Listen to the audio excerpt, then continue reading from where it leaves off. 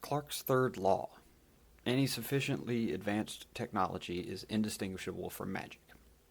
This is a succinct statement of a concept I consider very important to understanding human beings' relationship to technology. I think a good demonstration of the meaning is that a Bic lighter would be indistinguishable from magic to a caveman, or a member of an uncontacted tribe, or to some degree an infant. It's a poetic description of the consequences of the inability to connect technology to the function of technology to its human sources of knowledge and materials. I'm not extensively educated in industrial processes, but I can do a fair job of explaining the origin of every material and functional property of a Bic lighter. There's no element of it that represents mystery, and given enough time, I can at least summarize the supply chains and scientific principles necessary to explain the function and existence of a lighter. More advanced technology such as a smartphone or a rocket engine that's a greater stretch to bring back to a human source, but I'm confident I have the tools to trace it back. A caveman has nothing resembling the knowledge necessary to make those connections, even for common technologies we take for granted. Clarke's third law is a great description of how humans perceive or would perceive this disconnection.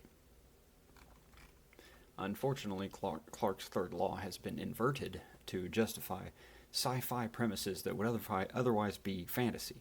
And worse, it is sometimes used to predict technological solutions to any problem that a human can imagine having a solution to.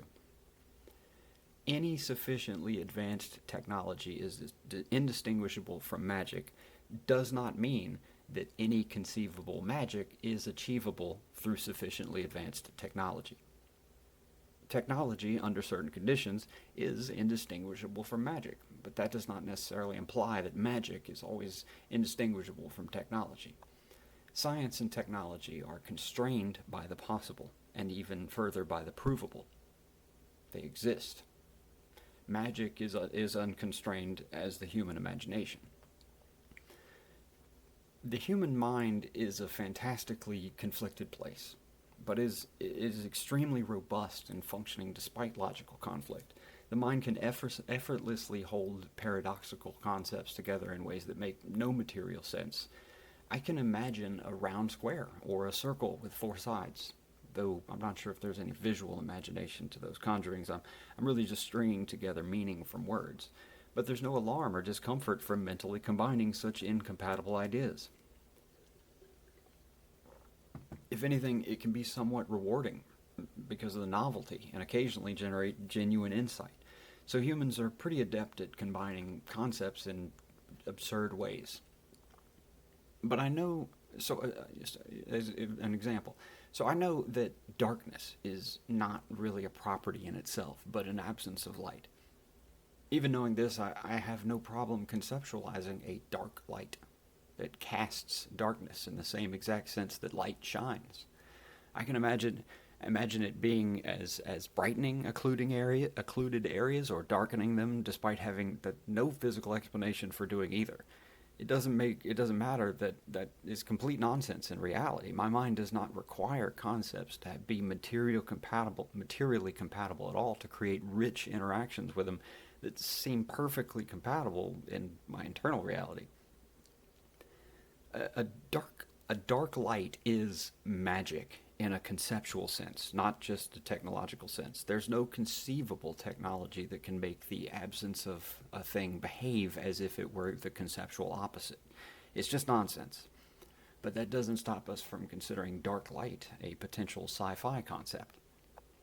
I think time travel is actually the most interesting example of this.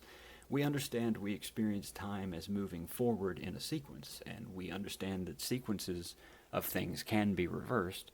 So in our minds, there's no conceptual limitation to reversing time, and we just naturally start filling in the blanks of what reversing time would look like to a human experience, occasionally adding elements from interpretations of emerging theories such as alternate timelines or causal loops or something.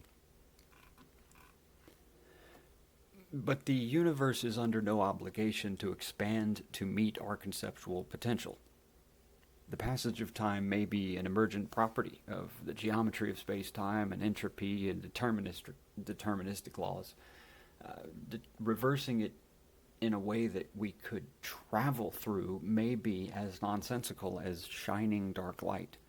There is no technology, science, or any other speculative study that would lead one to believe humans could ever use advanced technology to create a dark light.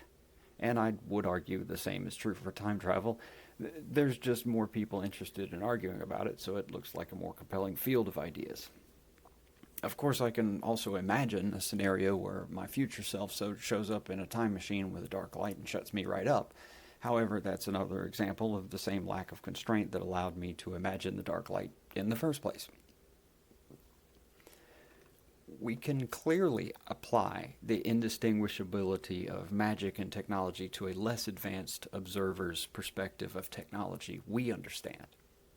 But we can only imagine technologies so advanced that we might struggle to understand their human sources in a way that could make them appear as magical to us as a lighter would be to a caveman.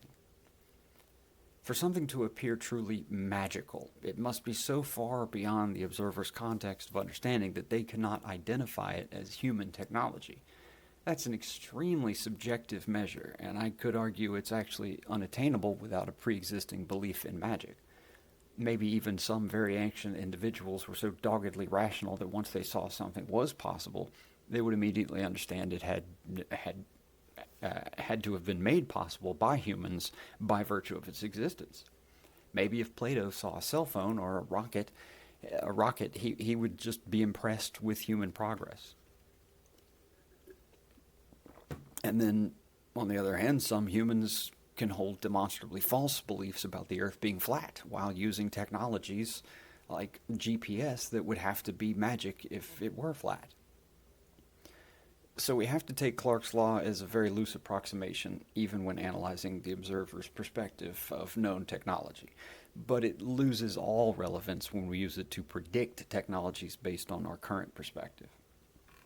There are no relevant examples of anyone we consider modern encountering inexplicably advanced technology.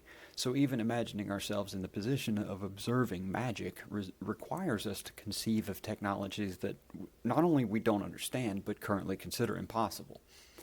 To impress a modern educated human with magic, you'd need to literally bring someone back from the dead, or something else that's never been done and been proven to be impossible as we know it.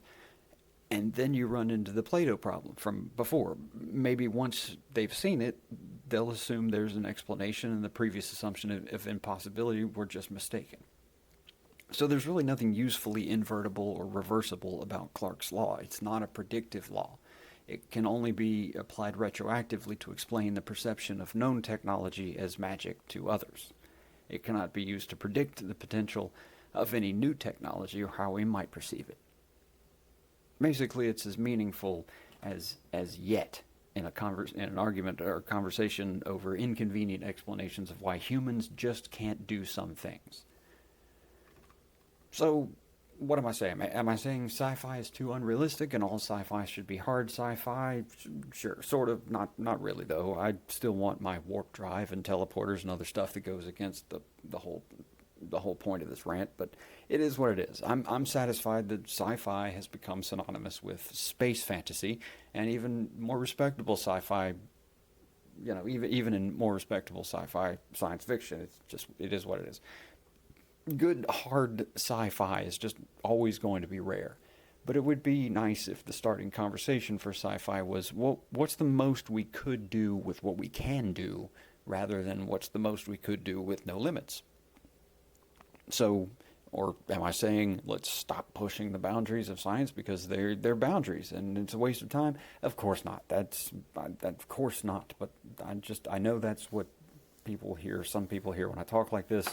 Those are generally the I believe in science characters who see any objection to blind belief as resistance. But in some ways, I envy those people who can somehow believe that Maxwell's demon is just a description of a future technology. It must be hopeful. But I guess I'd just like people to do a better job of distinguishing between theoretical impossibility and practical impossibility, or at least just Let's just stop dragging Clarke's Law into it.